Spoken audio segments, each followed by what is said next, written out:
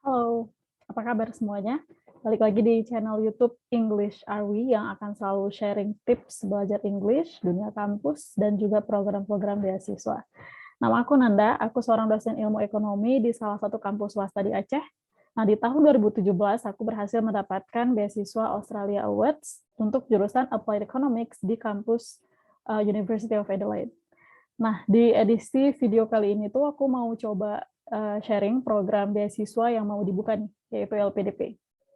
Oke, nah di video ini aku mau ngasih info dan juga tips mempersiapkan pendaftaran LPDP khususnya untuk dapetin skor TOEFL. Nah, dan juga kebetulan IELTS sesuai dengan target teman-teman semuanya. So, langsung aja. Nah, di sini teman-teman udah ngelihat ya website resminya LPDP. Nah, terus di LPDP itu terbagi dua tahap. Tahap satu itu sudah selesai. Nah, di tahap selanjutnya, tahap kedua itu mulai dibuka pendaftarannya bulan depan, ya, dan ditutup di bulan Agustus. So, aku yakin masih ada waktu, terutama untuk teman-teman yang masih belum punya sertifikat TOEFL misalnya. Nah, penjadwalan beasiswa LPDP sendiri secara rinci ada di sini. Untuk tahap 1 itu dibuka 25 Februari, which is already closed. And then, kita lanjut ke pendaftaran beasiswa LPDP di tahap selanjutnya, yaitu tahap kedua.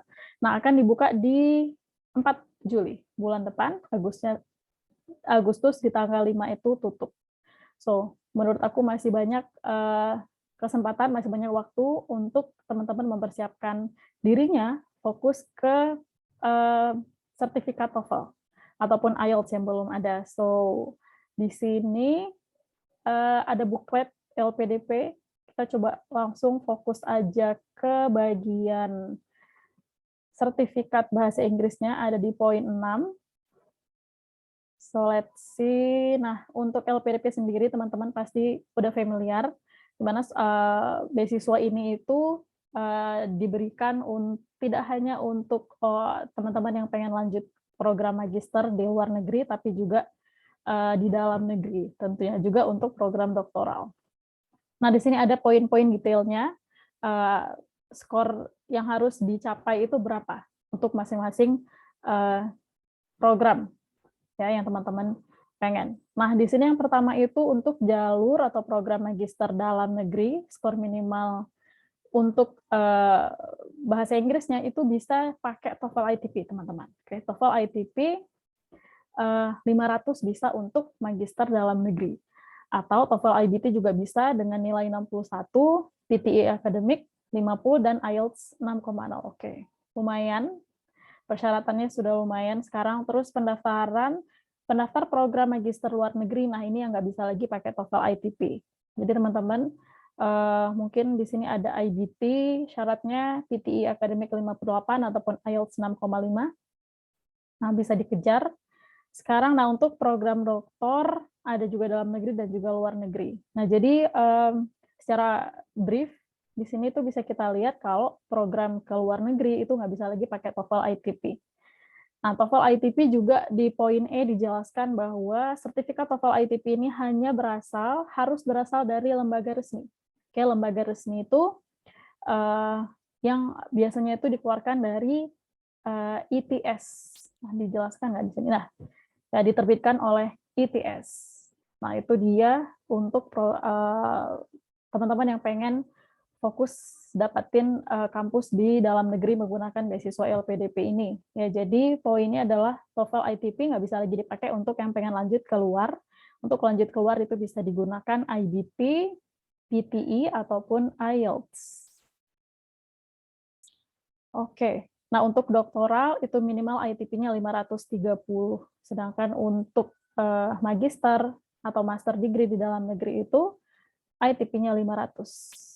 Nah, di video ini aku mau ngasih tahu strategi dapatin nilai TOEFL ITP, ya, fokusnya ke TOEFL ITP yang bisa digunakan untuk program beasiswa LPDP ini. So, ini dia. teman-teman. Nah, di sini tuh aku ada form nilai TOEFL untuk listening, grammar ataupun structure, dan juga reading.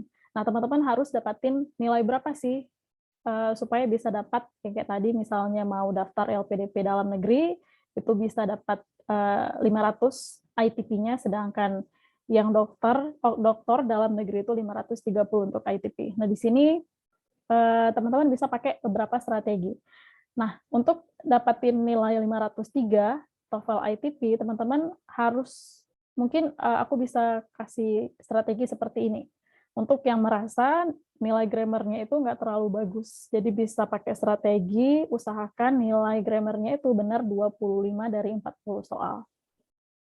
Dan listeningnya itu benar 35 dari 50, readingnya 30.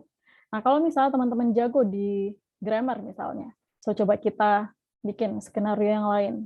So misalnya grammar teman-teman oke, terus bisa dapatin 30 benar dari soal 40. Untuk skema yang kayak tadi, readingnya 30, listeningnya 35 benar, itu bisa dapat 520. Tapi karena yang namanya TOEFL, memang di grammar itu nilai tertinggi daripada listening dan juga reading. Nah, saran aku push di grammarnya. Oke, nah kalau misalnya teman-teman ngerasa listeningnya kurang bagus, misalnya 25, nilainya oke, nilainya pas 500. Jadi kalau misalnya reading, tipsnya bagaimana ada di channel ini juga videonya. Terus kalau di grammar, ada banyak channel ini membahas gimana menjawab soal TOEFL ITP yang grammar. Nah, jadi ini skenario yang kedua kalau misalnya teman-teman ngerasa grammarnya lebih bagus daripada listeningnya. Jadi bisa pakai skema 25, 30, 30 untuk dapatin nilai TOEFL ITP 500. Nah, untuk yang pengen apply beasiswa LPDP ini ke program doktoral dalam negeri yang butuh TOEFL-nya 530, so let's say teman-teman oke di grammar. Wow, terus listeningnya salah 7 dari 50 soal, itu dapatnya 573. Mungkin ini ketinggian. So, coba kita set semuanya 30, berapa nilainya? 510, nggak cukup. Kita coba ke 35. Nah, dapat. Nah, untuk teman-teman yang pengen lanjut ke program doktoral menggunakan LPDP, program dalam negeri, karena untuk ke luar negeri LPDP nggak bisa lagi pakai TOEFL ITP. So, begini skemanya yang aku suggest. Nah, misalnya di sini ngerasa berat, 30 untuk dapetin soal benar semua di grammar berat, so coba kita kurangin jadi 25. Listeningnya misalnya 37, readingnya 37, belum dapat. So, mungkin 40, masing-masing 40, baru bisa. Yap, jadi gitu skenarionya. Jadi teman-teman mulai sekarang belajar terus untuk TOEFL-nya, TOEFL ITP-nya. Di channel ini disediakan beberapa video yang aku rekomendasikan untuk teman-teman bisa coba pakai strategi.